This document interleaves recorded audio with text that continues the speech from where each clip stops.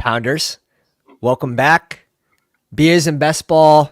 This episode is going to be featuring Billy Jones from Spike Week. Super thrilled to have him on the show. He's been doing some cool data with contest selection and what contests are most plus EV and different spots that we can find to sort of realize our edge a little faster than these 67,000 entrant tournaments, which I do recommend to diversify what contest selection you guys are doing. So we'll dive into that, as well as we're going to be doing a little injury update, some leverage spots. The contests are about 50% full right now, so there are some interesting spots. It'd be better if it was like 90% full, and my Charbonnet shares were like a little more different, but it's sad to say he'll be over 50% owned.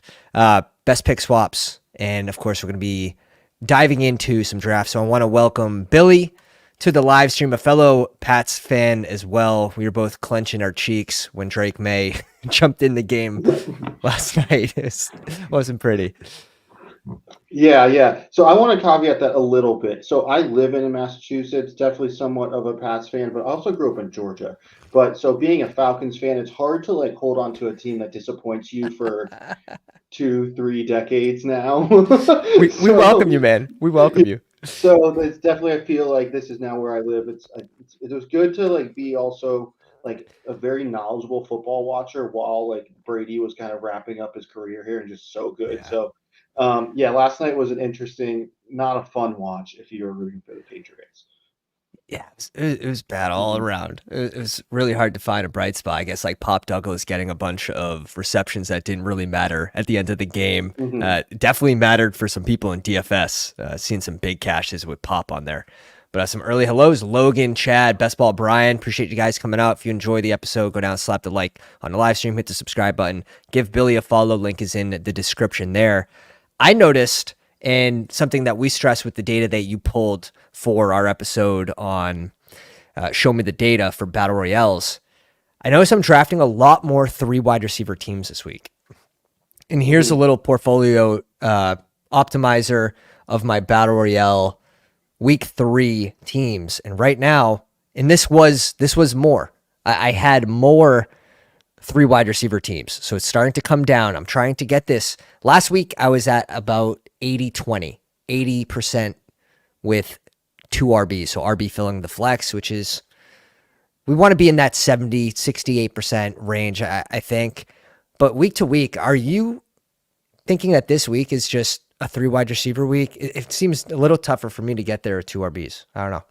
Week 1 and week 2, it felt like the depth at running back was so deep. Like it just moving off of it to a wide receiver, it just like didn't seem as logical, knowing the game theory or just the data says that running backs perform better here. But this slate feels a little different in the sense where it's not like 14, 15, 16 plays deep at running back where you're like, that can work. It's like a much smaller pool. So I see exactly why you're getting to where you're getting, because it feels like when you're looking at 5th, 6th round, the options of actually winning the tournament are more receiver centric. Yeah, I agree with that. And when we're looking at maybe the ceiling of some of these running backs that are left on the board versus those receivers in that range, it does seem a little tougher for me to get there with the RBs. Now, Dog Bowl is a whole different animal, but in these 6-person rooms, RBs, it's been a little more difficult. But some of the scrolls, is Cam Akers now going to be someone that you'll consider pick swapping to with the Mixon news being doubtful? So I think that, and we'll talk about with the tournaments that I'm playing, like me, probably not, because I haven't been hitting into the main battle royale that is 67,000 like entrants. Whereas, but like I see him as very viable, especially knowing that a large chunk of the tournament never even considered him as viable until today. So, maybe. Unfortunately, a lot of my pick swaps are going to probably go to George Kittle. And like I had started to hammer him. It looked like a great Kittle week, but that doesn't seem to be the case anymore. A sigh. I'd like to pour one out on the ground. I just don't want to clean it up. So I'll end up sipping to that. But yeah, Kittle, that was my tight end 1 exposed player on the slate. So we'll find a nice swap for him. It looks like Njoku's out as well. Yeah, so looking at some of the tight ends, it's funny because Colby Parkinson he was very far down the board. Now I think people realize he was still out there, 80% plus of snaps, and still should be viable. No Cup, no Puka. Gonna have to throw against San Fran. Noah Fant also about 80% plus. So we know the tight ends. It's very centric around getting the touchdowns. Are you going to be in on Jake Ferguson, kind of returning maybe a little early from his injury?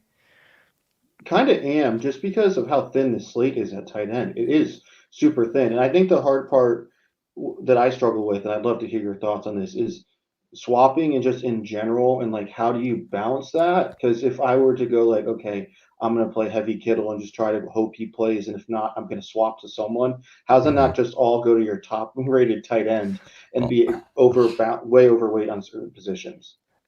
it's tough with Kittle, right? Because we didn't find out until uh, is it yesterday that he injured his hamstring, or maybe the day before, but he was being drafted in the second, third round, so it is a little more difficult. I think if everyone's going to be pick swapping to Ferguson, just like basically next best available, I almost want to come off of that click, right? So there's six, if you're thinking six tight ends per room, McBride, Bowers, Laporte, you say Kittle's out, Mandrews, Goddard, and Ferguson. If we say these six are going to be 80% owned in each room, maybe if you add likely, it jumps up to 90%. I almost want to make my swap outside of there. And I think Fant's a good shout. Juwan Johnson, we haven't seen the snaps. So that one worries me a little bit. Like we're seeing him increase. He went from 35% to like 42%. So we're seeing, or 45. We're seeing this increase for Juwan, but like we need him, we need him at 60% plus. So can we get that this week? We haven't seen it yet, and we know he was injured too in training camp. Jonnu, like what's the ceiling on Jonnu with the QB there? So that one sort of sketches me out. And then Taysom Hill, which Adam shouted, could be the play. I worry about, first off, the Q tag isn't great, but he hasn't had any touches in the red zone this year. That's not typical. Mm-hmm. So has his role changed? The coach speak leading into the season was this coaching staff was going to use him more than previous years, and that he looked good and he's getting positive coach speak. So are we going to see a Taysom Hill breakout out of thin air here? Yeah, so I think I'm personally not going to play Taysom, and I think the reason that Taysom was so great in previous years is I've heard that the Saints never had an easy button. Their coaching staff has been horrible the last several years, and their only real easy button has been playing a tight end at quarterback and letting that just be like let the chaos come out of that, and maybe playing him at running back or just use his kind of Swiss Army knife. So now that they don't need to play kind of a gimmick and they have their offense that's built around a bunch of little like easy button gimmicks, maybe his role is kind of shifted away. So not me, but I do think this is just like the all. If you think Kittle's not playing, 50% of drafts have had Kittle. How that is managed this year, this week, is Mm-hmm. going to play a huge story on how the draft, like the draft kind of Yeah. the board finishes. And I do, especially at the tight end position. I try not to go best available. Now, I think Jake Ferguson, if he's playing, he probably has the highest ceiling of these guys. So it is tough to not just go like all in on Jake Ferguson with those Kittle shares. Are you tracking what teams have Kittle? Are you going to go back through and sort of look what Kittle teams, maybe who your QB is? Do you already have a Dallas piece on that team without Dak? Is that something that you do? Yeah, and I'm very intentional about kind of backweighting my drafts, and for especially anything of like more dollar substance is going to. Yeah. So I haven't drafted him, and it's more of just a smaller dollar amount ones Yep. for me. But like, yeah, so how I'm handling that, I'm almost in some sense like if I have certain combinations that I really like for the week and I need to cross off like as a part of my portfolio, but it's a Kittle team. I may redo it. So if there's like a 3-man that I want to make sure I have, but it's a Kittle, then I might redo it tomorrow. Hell yeah. No, I think that's sharp. Um, Other injuries, Pierce Strong out. Might get a little extra forward, a little extra dot to Foreman. Foreman had like 14 or 15 touches last week, which is kind of a surprise. He wasn't overly efficient. Jerome Ford was definitely the more efficient back that day. Keenan Allen out. We have Michael Pittman, who's questionable. And yeah, Joe Mixon, Damian Pierce, also out. And that's where it's like, like Cam Akers, the swap makes sense. I know I was drafting a good amount of Walker in the 6th round, just with the chance that he plays. And this is on Monday, Tuesday. And if he doesn't, we'll swap to Charbonnet. Now Charbonnet just gets drafted in like the 3rd or 4th round in some of these. Charbonnet definitely seems like a strong swap, but I don't think it could be gross, but Cam Akers, I don't think he should be completely ruled out in these. He's like a pretty fancy of a play, is a way to put it. But I mean, It's a nice way to put it. that team is great, and and the offense, I have a lot of faith in scoring, even against a very good defense. So does he fall into the end zone twice, maybe in 50 yards? Exactly. It's definitely Exactly. possible. Can he be Donta Foreman of last year and get 3 touchdowns because the receivers went out at the 1-yard line? It's possible. It also helps that he leverages, Nico Collins, some of the other elite pieces, Stroud, Stroud and Nico again, 100% drafted. But let's jump into a main slate to start, and then we'll sort of cover. You sent me your list of plus EV, the most plus EV contests on the slate, which this will be very interesting to talk about in a minute. And congrats. Came in 2nd place in the victory formation. The $20 single entry was last week. Yeah, that was Hell last yeah. week. So last week was so I played Bestball, quote unquote, seriously. I don't know. That makes me kind of laugh. So like when I say that over 100 drafts in the last 2 years, but I haven't played the daily seriously. But I wanted to do that. That's the next level of me kind of moving up, adding to what I do. And so I wanted to be intelligent about some of the tournaments I picked. Sat out week 1, watched it happen. Week 2, I was like, okay, I'm going to pick some small single entry, maybe a little bit higher dollar value, and did pretty well in the first week. And so, yeah, that was the team that was like, okay, now I'm hooked. Bankroll up, let's ride. Yeah, hell yeah. Yeah, it only takes one sometimes. And even for what you're doing, I think it's very smart the way, and I'll love to get in this conversation of how you are divvying up what contest, what percent is going where each week. And I think the way you're doing it is very sharp and intentional too, which is important. Yeah, so I do want to. I mean, drafting is fun, so you got to do that. But also, so it's not like I just want to throw a bunch of five $25 drafts and that's be it. So got to Right, do right, that. right. But yeah. So you're up in 1. What are you thinking? What have you been doing at the back half of the draft board? You know what? I think it could be Nico here personally, and then we grab one of these 3 RBs coming back. I think the dip off after Nico is you're looking at like the Devonta Smith, Adams range, Ayuk, and that's typically where I want to grab my second.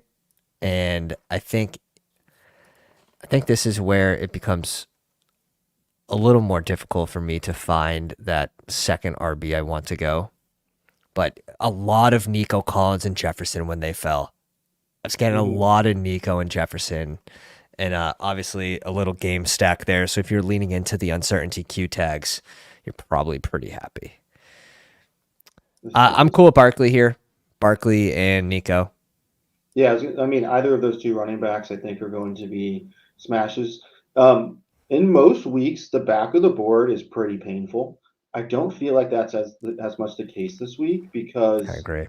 the running backs at the back of the board, and if you get a top end receiver, like are just so nice. Like I love Yeah. Achane this week. 6, Yeah. 7 catches.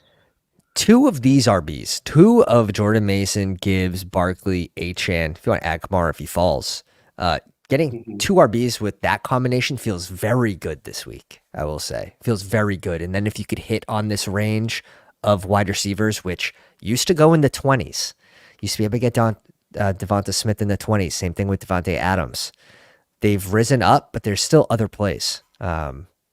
I don't see anyone in here that I recognize. So DK Metcalf, like DK Metcalf against Miami, just seems like a great spot. He was hit with the Q tag. He falls in ADP, and then he gets a full practice in. He's going to be probably my number one owned player on the slate this week.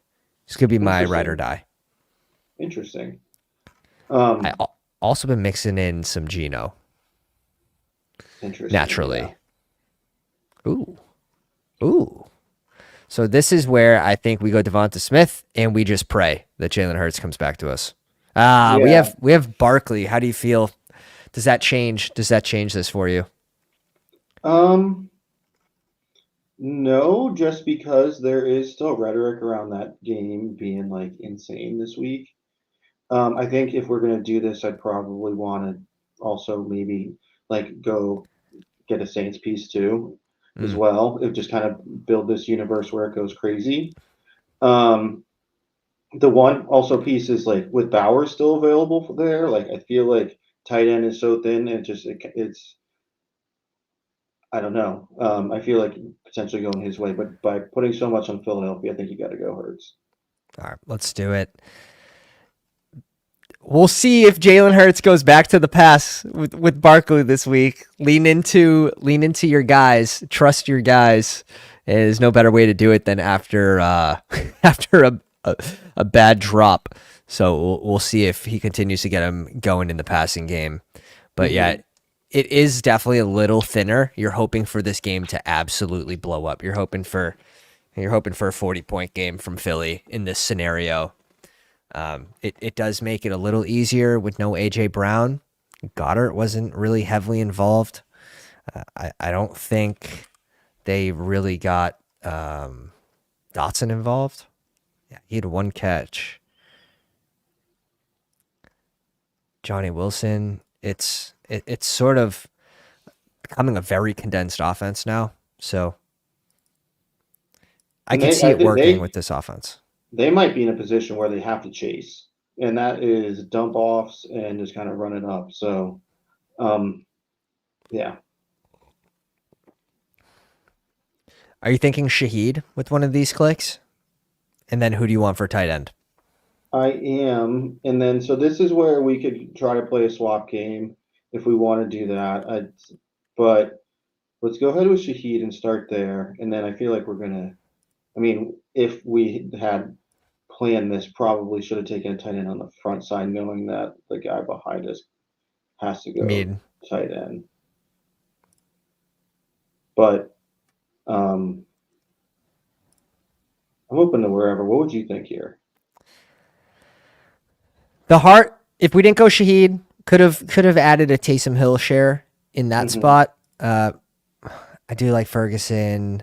Ooh, we could have gone Juwan Johnson as the bring back. That would have been a lot of fun as a low owned tight end. Um, of course, like you're hoping he gets that bump. I also don't mind Fant. Let's do the Jake Ferguson thing. His team's gonna need some like I hate to be like base level projection, but like I feel like this is such a boom bust team that if he drops 8 or 9, it's fine. E- right. Even if his role is kind of divvied down to just like red Hmm. zone stuff, like for the tight end position, for someone that can score twice in a game, that could be enough on this slate.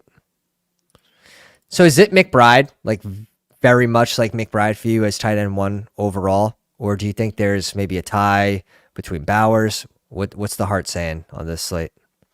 I think it is McBride just because of that game environment too. They're gonna have to push. Is based on what people are saying. It's gonna be a shootout, and then so I think so. I do think that Bowers though across the rest of the season is. I think that I would play him tight end one overall. Dude, Bowers is looking better and better. every week. Shout out to Adam who called that out while he was in college. He's in the Discord. He goes, "Next year I'm going to have so much Brock Bowers," and we did. We all drafted a shit ton of him. Even in the big board, he gets the kind of the shit landing spot, in my opinion. He had some teams potentially trying to trade up for him. I think the Rams were one of them. Could have been really, really nice, but still not bad. They're getting him involved. So you want to explain sort of what we're looking at here, what you put together for each contest you can see on the left side for the viewers and listeners? Yeah, so I just wanted to lay out just the main slate, what they put out pretty much every week. There's some variation, some weeks they slightly change, but just understand like how much am I paying? What's my best odds? As someone who probably isn't going to be a typical 150 maxer or significant volume each week, I wanted to also look at opportunities to not be like bought out. I do feel like I'm at a disadvantage when I'm playing at like just significantly less entries. So wanted to kind of see where those opportunities were. And my process really was okay, lower rake is ideal, but do I ultimately care about the rake if it's not like I'm getting paid like at based on the cash line and the overall prize, like the rake is how much they make. Like it is Yep. only a small piece to my equation. And then it was Mm-hmm. like, if I were to max it, what percentage of the tournament would I hold? And then if I were to single entry it, what was the percentage would I hold? So that was just like seeing a way to put it. And then what was the cash line in Yeah. comparison in total? So that was some level. I think people kind of underrate just being able to get return week over week, and then but also playing to win too. So I Mm-hmm. wanted to stay away from tournaments where I was just getting like kind of smothered by like the how Yeah. bad the Yeah. cash line was. So I think yeah. going back to our first stream when we did the data stream for Battle Royales, the early ADPs and how much that mattered with ceiling as well as your median outcome, raising your chances of hitting that cash line at the same point as raising your ceiling. So I do like the addition here of the cash line on the right side. You can see some of the minus EV1s are going to be the lower entry, the $3. It's going to be a little more Hmm. top heavy. That's why you have the top prize here at 10K. So it makes sense. So those contests, maybe the cash line is less, but it's rewarding that higher payout for the top 1%, which is, in my opinion, I don't mind those types of contests, but I think a balance of each of these, the engage 8, is this one that you're maxing because you don't do 150 of the Yeah, main slate? so my thought is I want to play roughly 250 a week. And so this week what I'm doing, I'll just tell you what my play is. And if you guys don't know, the engage 8 is the main slate, but you can only Mhm. do 8 of them. You can only do 8 drafts, so it's a $40 investment. It's the main slate, 6 teams, and it's pretty even across the board, 11% rake. The cash line is somewhere in between uh, It's the normal. least and the most. Exactly. Yeah, so I'm playing 2K to the first. so the engage eight, so that would be eight entries, $5 each. So, and that's the max anyone could do. Going to play the extra point, that's a single entry.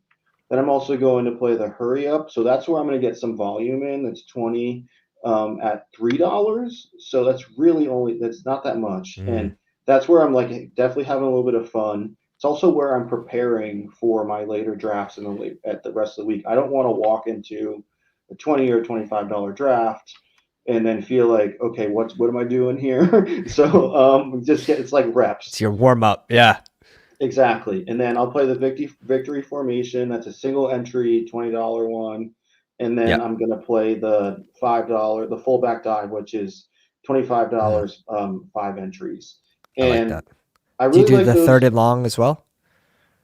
Not this week because I wanted Okay. to sum up to 250, but you could easily sub if you take out the hurry up and get a little less volume and Mm-hmm. play the third and long. That'd just be a direct swap of that $60. Mm, Um, but with each of those those the victory formations, 564 people. Like let's think about that really yeah. quickly. There's no 1,000 there. 564 Yeah. people. That's why I got second place last week. If you look at my team, it was good, but like the amount of Kamaras that you had to compete against were so much lower Yes. that, Yes. and I think that that's one thing I really like is I can get less fancy in these like lower entry tournaments and just kind of play better plays, play better just Yeah. structures, and then it'll eat.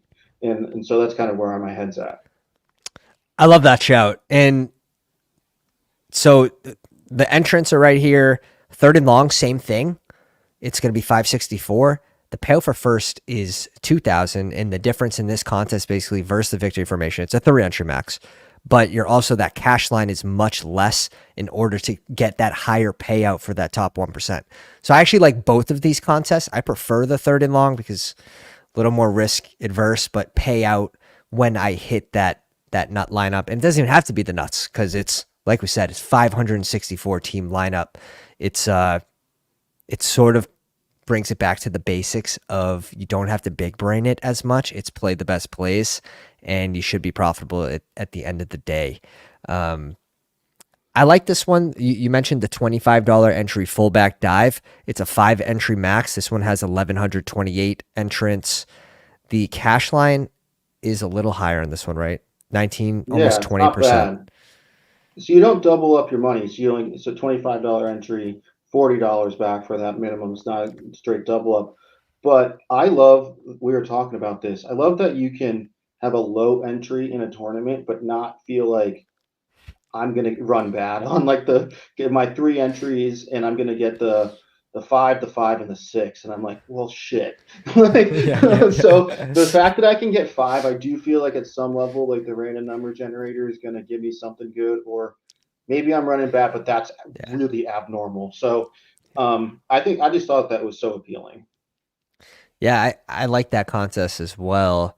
The Blitz is a good shout. I mean, the 7.4% rake does stick out as one that clears all other contests. The cash line is going to be a little less forgiving, but Mm-hmm. first place $2,000. There's 144 entrants. If you guys are chasing, if you guys are chasing the goat horns, this is the contest to do it in. This is going to be the smallest contest of the week. The bomb is second at 444, and that's a 5 max $100 entrant contest. Also, low rake, cash line, extremely unforgiving at Mm-hmm. 11%. So I will be fading. I'll be fading that one, but I am probably going to send a lineup into the Blitz, and I'm curious to see maybe we can get in one right now. We have a bunch of savages in these streets Ooh, on the channel as well.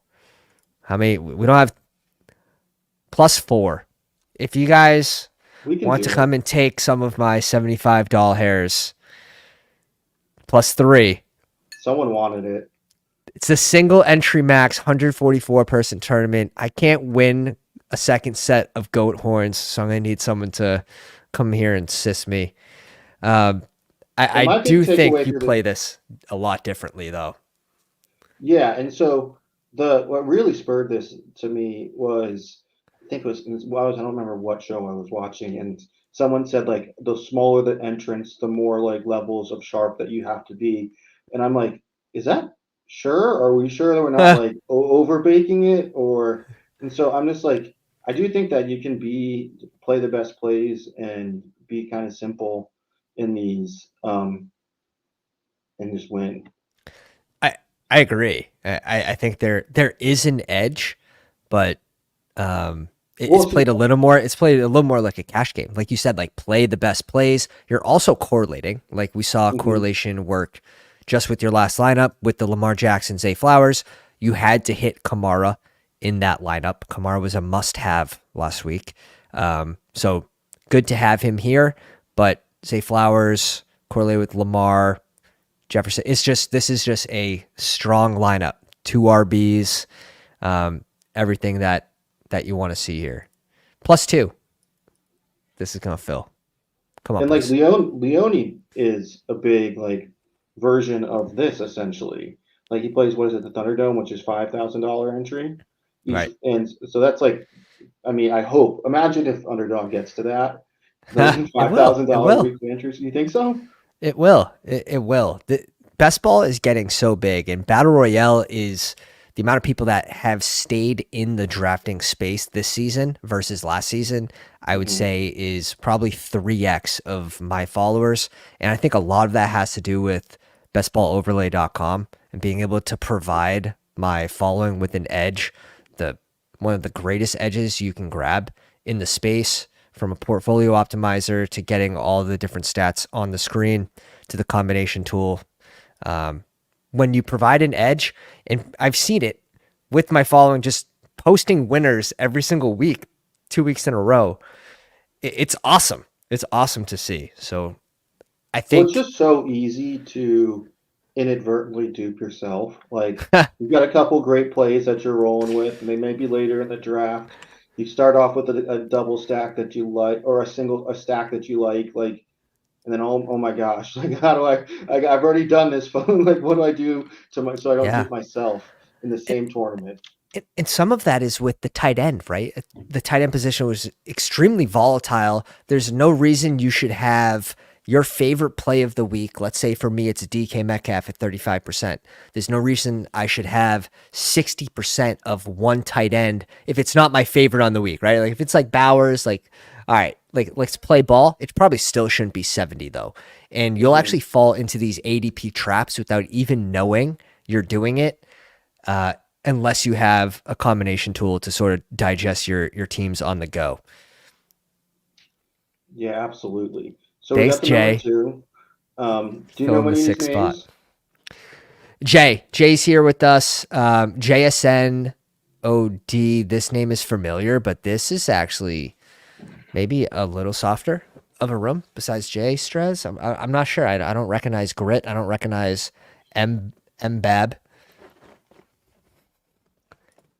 Mr. Pittsburgh, what's your draft Who name? are you? Is it I think it's JSN, if I'm not mistaken. Okay, let's go. Lamb's gonna go at one. Who do you like here at the two spot? Um, it's been a battle for me. Like I've gone anywhere from it's like In my go Go ahead. ahead. No, please. I want to hear yours. Like my heart of hearts, I want to be Jefferson.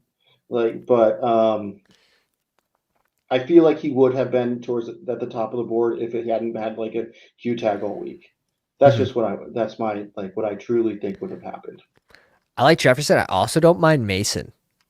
I think Okay. there's a path for Mason to get 20 plus touches this week pretty easily, and red zone opportunities should sort of all go his way. Stu Let's Mason. let's play ball at Mason at the two spot. Might also get us different from every other team when we come back at 11 and 14. I think there's going to be two receivers we really like there too. Yeah, and it's like almost like the less levers you have to pull. So we've already pulled the Mason on the opposite side of the board. Now a draft is just a good team. Exactly. HN's a good shout. I feel so much more comfortable if Tua is playing. Uh, I know he's going to get a shit ton of work. It's We know he could break a slate. I just feel a little more comfortable with Tua playing. I think there is a better chance Mason gets in the end zone twice than HN this week, but HN's I going to be think a great play. also Mason's probably suffering from a little bit of just his name. He doesn't. He just got a boring name, Jordan Mason, but like if you just put blindly, good offense, no real backup. That's and and and are gonna likely beat the other team as the running back and get Right. 25 touches. Like I don't know. Playing from ahead.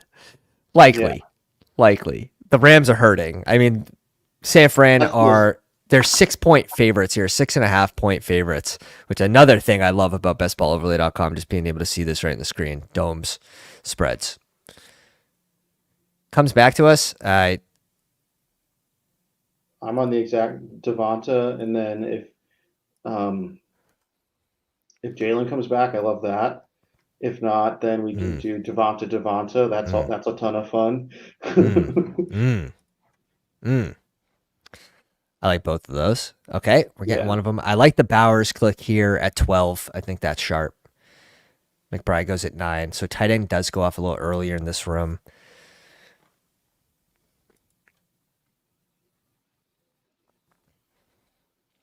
I like the Ayuk bring up as well. I think this is so far a very good team. Yes. You could tickle me either way.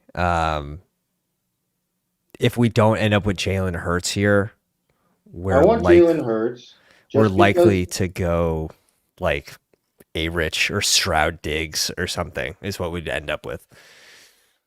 Yeah, and that's what I'm thinking. Like, the get a little less fancy with these plays. I mean, I feel like I've already used that word too many times already It's tonight. it's But it's it's real though. It's real. yeah, get a little less crazy, and not get buried in some of these positions. Devalue Wow. tight end a little bit, maybe. But this 144 people, like Dude, that's such a small contest. dude, Grit must be feeling targeted right here. Grabs McBride at 9. Kyler goes at 15. Hmm. That's a little targeted. Yeah, why Uh, you gotta Sema do that to me? Seven Porter goes at 17. James Conner, does he worry you at all about against Detroit's defense? Like, he's getting the utilization, but So he's the guy who like scares me on both sides. That one, I feel like he this if someone's from Arizona is like pretty locked into like volume, it's him. McBride doesn't look like he has crazy volume, but he wow. We got Devonte Adams to slide back to us. What that a feels nice. gift. What a That gift. feels really nice. Would you be interested in the Olave bring back, or do you think we should go in RB, safer volume, potentially higher upside than Olave? Olave's gone. All right. I almost Yeah, like of that course. better. Yeah, just take it out of our hands, please. Yeah. Seriously. Seriously. The guy's allergic to the end zone. Cam Akes at 25 over JT. Oh, Yeah, what is okay. Um, I mean, call me a simple man, but uh, I like simple. I like simple a lot. Let's go with Jonathan Taylor. Um, call me a simple man, but JT at 26. Yes, he's not involved in the passing game, but this is going to be a close game. We have a 1 point spread, so Vegas is saying the run's probably going to be in play all game here. In the only the only way like JT doesn't end up getting a lot of work is if Chicago's blowing them out in the fourth quarter. And we saw JT actually sort of removed from the fourth quarter, not involved in the last game, which is a worry. Playing from behind, though, um, they have to find a way to get him involved. The best player on the yeah, team. absolutely. I mean, he was efficient last game too. I love the article that comes out. He's like, "Yeah, I just wasn't right to be in the game." He just It's so stupid. It's so stupid. We can go double stack a Rooney here if we want to. I'm down for that. I'm also down to like, I feel like when will Andrews bounce back? I feel like it was like a wind up time for him, and he's been getting increasingly more part of the offense. So this might be a opportunity to do that. Jay Stress goes Mandrews. We'll see what M Bobby does. Hmm.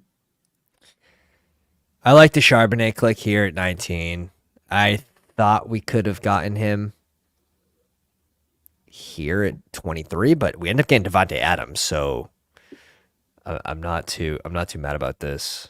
It's I'll funny take because that. Devonte Adams is typically on the right side of the board with Mason, so that combination with Hurts and Smith is interesting. Jake Ferg goes off the board. I think this is a Goddard spot. Yeah, let's do it. Let's play like a very simple double stack. There are 24 hertz in this tournament. That's it. 24. I don't think too many are going to have the double stack too. Like of those Hmm. 24, I'd say it would be under 50%. Some are just not going to even have Devonta Smith. So someone's going to take Smith away from those teams. I end up liking this team a lot. Pretty nice high total. How much you want to lean into that? It's up to you. Well, uh, what I think is hilarious about the projections is you'll draft a team earlier in the week and they don't update the numbers if they update the projection. So all your early Interesting. Charbonnets are going to look ugly based on the raw number, but you got to add like 7 to every one of those teams.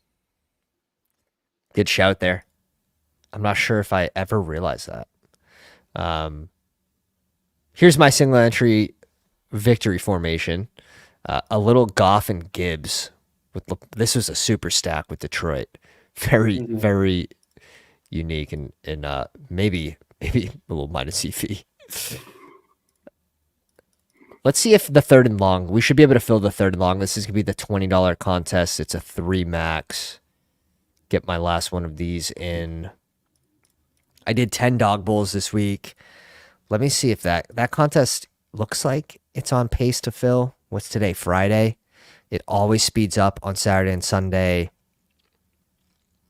I might do 2 more. I've been trying to stay around like 10 to 12 a week for dog bowls and then doing about another 250 to 300 um, for the regular battle royale contests. Would you ever like sit out one week to double up the next week? Ooh, interesting. Like to make Interesting. like an intentional push in a certain week? Um, I'll make I don't know if I'll sit out. If I get absolutely crushed one week, I will probably intentionally go a little lighter the next week. However, I've been extremely lucky the first couple weeks to either last week break even or the first week 3x the bankroll, but lose out on 7,500 at the same time. So it's like a love Hmm. hate situation. Um, I think that's interesting. If for me, if I'm going to like go all in or I'm going to make a push for a week on a dog bowl week, it's going to be the week that I don't think it's going to fill, that I think there's going to be 10, 15% overlay. And I'll know that on Saturday night or Sunday morning. And just know like dog bowls, 85% full on Saturday, it's going to get close to filling on Sunday. Like Sunday, partial day, but like it's pretty easy to get 10% on a Sunday in a dog bowl when people are chasing overlay. So you really need it to be around like 75% on Saturday to see some overlay. Last year, did they like mess around with the price point on the Yes. dog bowl? Oh, yeah. I think they double raked it. So it was the payouts for like fourth place were like $100, where first through third were 10K. Now that's $1,000. They've increased all the payouts, and then they've increased like the min cash line as well. So they've done a lot to make the contest a little more user friendly. Be able to I survive feel it with a bankroll without binking. I feel like I remember last year, certain weeks the dog bowl was like $50, and then other weeks it was like 5 or 10. And I feel like why are we doing that? Mm. Made it hard to plan for. I like to shout, Adam, this is something I'm going to be doing. It's just, I don't really love having that like 2 weeks into the year because you get these conflicting stats. If you get teams that play a team with like an elite running back that might still have a good run defense but had a bad game, I think some of those stats shouldn't be leaned into within the first probably like 4 weeks. I would want like about a 4 week average before I even start considering that. But that is something that I had on uh, the overlay screen last year when we weren't live, but we were using this tool, Josh and I, when we're still building it. I think that's a sharp little stat that you can add, but a couple more weeks of information. I agree. So I have like a big game table that I run each week for the schedule, the main slate, with the pace and the over unders and the the offensive pass rate and the defensive pass rate and the rush offensive efficiency and all of Hell this yeah. stuff. But like I don't really lean into that until week 4. Definitely maybe start Mm, to now. Like if I'm like trying to get but I also we can just listen to some podcasts. But I do Yeah. feel like that what week 4, week 5, you really have enough of a sample size to get understanding. You can also look at it and sort of see maybe like a game script may have affected one of those games, and you can utilize that data I think a little better than most this early in. Let's see what Nez does. Shout out to Nez here at in the 2 spot. Al, as well as JSM, Mr. Pittsburgh in the live stream. Big Slick name's very familiar. He goes Jay Hurd, so he's trying to. I was gonna say he's trying to set up Devonta Smith, but he's just okay with What maybe about Nakey, Hurts, and McBride Goddard. and then Lamar? Ooh, I like it. Lamar's probably not coming back to us. I like it. I want to be. I want to have a good amount of Lamar this week, and in a 3-entry max, 564 entry contest seems like a pretty damn good spot. Another cool part about the website, bestballoverlay.com, promo code Pounders, all caps, brings it down to $20 a month. You can see I already have a Lamar Lamb share, so maybe we should have gone different there. You can sort it out by contests, which is extremely helpful, as well as like the graph will update as you go as well. $20 a month for that product is ridiculous. If you guys are doing any sort of volume, it's really a must have. I was actually thinking about this a possible feature as almost some level of like a warning where, okay, you've done these first 3 picks. We already have that in the database.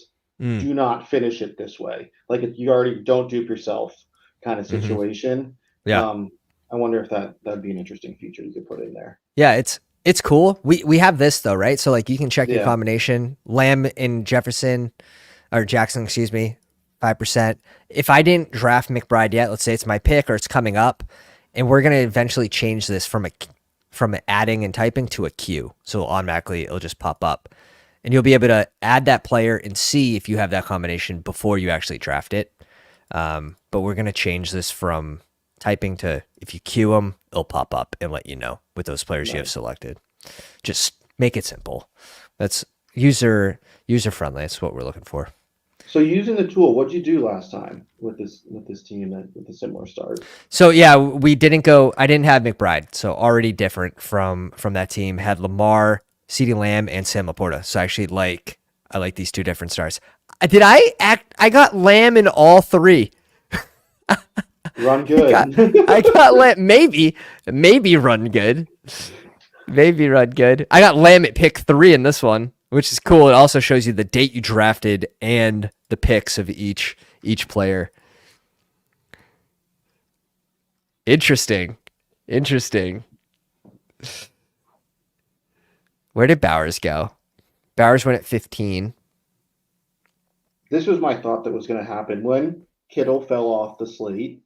McBride and Bowers, just because of the scarcity, moved up a little bit, and it just becomes like this battle to get your tight end. It's not, previously, it was like, okay, can I push it? Laporta, it feels fine, not ideal. He's been a little bit disappointing, but now it's just like you can't mess around. I like the Charbonnet click here at 22. Let's do it. I mean, no, he's gone. He's gone. Wow. These 2 plays are screaming to me. Zay Flowers is also screaming out to me as well. If we want to go Zay, correlate it that way. Do you like James Conner over Jacobs? I don't, and especially knowing that we already have McBride, I don't want to be like too consolidated. Yeah, so let's go Jacobs first. And then let me see if the Lamar team does have Zay Flowers. Yeah, so let's go DK, and if Zay like comes back as an insane value and we don't Galaxy bring something else out, like then who maybe? It's the old saying, if you let it go and it comes back to you, it's meant to be. It's meant to be. Yeah, absolutely. Oh shit. What are your thoughts on Kyron this week? Kind of like Kyron. Tony Pollard's been my like play that's been in kind of like scroll. He's a popular-ish scroll. Mm. Um, but I do feel like Kyron's going to get a bunch of touches. I'm just concerned that they're going to score 10 points. Maybe. Hopefully this score like it could be very ugly. Last week was very ugly, even when Cup was in the game and then he got hurt. Um, God, yeah, you could see a repeat there for sure. Neds loves James Conner this week. I know that as a fact. I mean, super high total on the week, 51.5 points. James Conner involved in the passing game a little more the week prior, but still getting 19 touches against Buffalo, 22 against the Rams. I've seen him go all over the place. I feel like you can see him go like It's 12, 13, and then almost undrafted. I'm a little worried about Detroit's defensive line, but it looks like we do get Zay Flowers to come back to us. So, oh no, we don't. He goes one pick. Okay, everyone else had a flex except for JSN. Neighbors is probably in that conversation as well. Rashad White against Denver, maybe a low-owned player because he is quite the scroll. Is a decent shout. David Montgomery against Arizona as just a leverage play to Laporta. Amon-Ra Gibbs is interesting in a slate like this. Again, both of those players are going to be probably under 10, 20% owned. Yeah, so for me, it's either Jameson Williams or Rashad White. I just feel like the Giants are going to be a function of how like good the defense is, and I think the Cleveland defense is good. Oh, definitely. Mm-hmm. Definitely. I've been sprinkling in some neighbors. I don't have a Rashad White share yet this week, which could be the spot. We know the efficiency's bad. It's so ugly. So we go That's the JMO. panic move. The panic move. Give me a piece of that game. Dude, give me a piece of that game. Give me a piece of that 51.5 point total. And we also have McBride there, right? So we get a piece on both sides. You're just looking at it, you're just like, I can't do it. I tried. That's what ends up happening. Like, I cue him. I'm like, he's got Denver. He's got the matchup. Bucky's been spelling him, though. Bucky's been spelling him. Looks good. But JMO, McBride, nice little mini here. Mm-hmm. It's funny, this one ends up as same projection. Here we get Charbonnet, and like you said, the projection's at 6.9, so it hasn't changed. So Charbonnet and Mason, Charbonnet pick 30. I think someone they project him at like 14 now, which I don't know about that. I feel like it's a high projection, but add 7 to that. Add 7 to that number. Yeah. And this is sort of some of the benefit of drafting on Monday or Tuesday. If I check the bestballoverlay.com website, I can see that we drafted this specific team on the 19th. So this team was actually drafted yesterday. So this is right around when that news came out that K-Walk, again, didn't practice. He wasn't yet doubtful, but a few practices in a row that he didn't practice. I'm pretty sure in that room someone drafted K-Walk too. So I think I just absolutely fucked him by going Charbonnet. I'm like, K-Walk's not playing. And I remember that I'm sorry. If you're out there, you're a pounder. But yeah, some of those Q tags, I think it's important to lean into a little earlier in the week before you have that solidified news. There's different risk levels, I will say. Like, yes, going K-Walk, that guy's probably smart because no one was really drafting Charbonnet straight out yet. Some people were, not a ton. That was like a 2 a.m. draft, I remember. So, Sicko. There's so yeah. You got to find different ways. I mean, that's how you end up with good teams like this. Strong at tight end, 2 strong RBs, Lamb and Flowers with Lamar. Like, I'm guilty of I see a list of names in a draft that I all know that I was also in. I'm like, I'm gonna go downstairs, grab a glass of water, come back, then maybe re-enter. What would be an interesting an interesting thing, I'm not sure if we could even do, is be able to pull up the draft board on these drafts. I'm gonna have to ask Josh, the developer, if that's a possibility. Like, I know when I'm done drafting, especially at Dog Bowl, I'll go to my team and I'll go to it on my phone because I'll have notifications. I'll click it because it'll say, after the draft's done, it'll say your last pick 72, whatever. You can click it, you can go into that room, and you can still save that draft board on your phone. Whether you want to see how other sharp people are drafting or different patterns of drafts is what I use it mainly for. If you get a lot of the same people in those draft rooms, so if you can quickly say, like, hey, this guy reaches 8 picks on Ayuk. If I want him, like if I absolutely want him, I need to grab him here. So it's sort of like poker in a way. If you sort of know who you're playing with, it can give you an advantage in the room. I think I know why they don't let you have them for a long period of time. It's because if you were to mass enter, say, the Wildcat, you get a pretty good sample of what people are actually drafting. And say for your first 100, or say you've done the first 100 drafts, let it auto, every combination that's already been drafted, you can guarantee you don't dupe going forward. Yeah. So I could see why they don't want you to have it outside of once you said, like, I saw you in the show earlier this week, like, go to your phone and click on the board, save it. I'm like, oh my God, this is amazing. What is this technology? No, it's nice. It's nice to grab whatever little edge you can. And sometimes in that scenario, I'm also seeing when I save the board, if I draft a K-Walk, I want to know, did anyone draft Charbonnet in that room? Is that a free pick swap for that specific draft? So some of those Q tags, especially on Monday and Tuesday, that maybe I'm leaning into a little more. I want to know who was drafted in those rooms so I can look back. But yeah, Billy, congrats. Last week, second place on the victory formation. This week, first place. And something. Just something. Dude, that's all you could ask for. That's the least greedy answer and probably the best answer. I don't even need to win. I just want to make money across the whole season. Like, I'm not 100%. Greedy.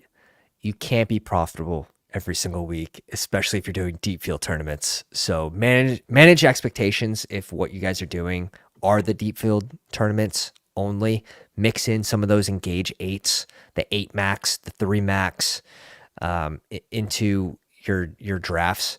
And if you're drafting strong, solid construction, maybe you're getting in rooms softer people at 2 a.m.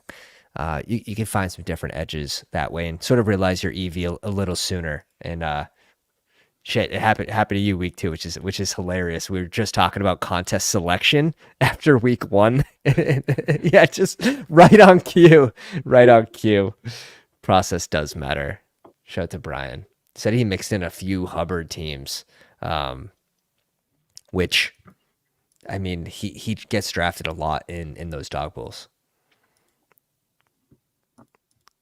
Dalton too. But Billy, I won't hold you too much longer. Appreciate you coming out. Guys, the information for Billy's Twitter is in the description of the video. Make sure you're giving him a follow on Twitter, always posting important information. You're getting the best from Billy, putting together just amazing charts. I know you boys like charts, so give Billy a follow. You have anything for the people, Bill? Yeah, follow me on Twitter. If you have thoughts of things that I can help you with, definitely reach out.